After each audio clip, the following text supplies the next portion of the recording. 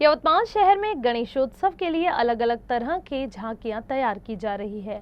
इसी कड़ी में यवतमाल के वडगांव इलाके के सुभाष नगर में रहने वाले सुमित रविंद्र टाके ने अपने घर में एक बेहद खास दिखावा बनाया है।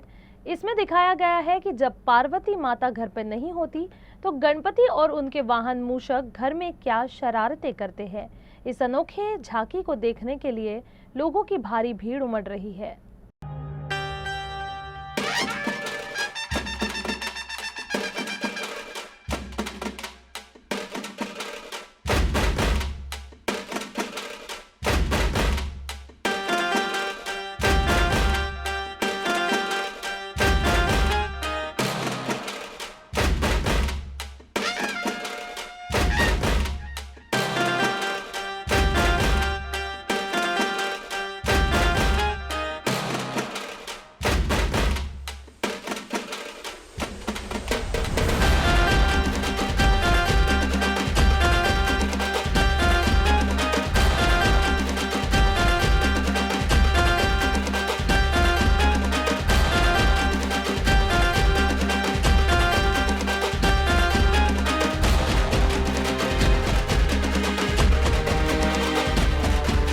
हा एक जुन्या प्रकारचा एक वाडा आहे।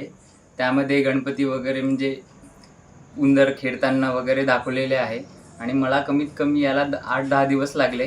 तरी खूप लहान असतानापासून घरच्यांनी बसवणं चालू केला। त्यानंतर मला या क्षेत्रात आवड आहे, म्हणून मी हर वर्षी प्रत्येक नवीन काही ना काही मला हा कमीत कमी मागच्या वर्षी कुठेतरी मला मोबाईलमध्ये दिसला आणि माझ्या नेमकं लक्षात आलं की बा आपण पण घरी असं करू शकतो बा।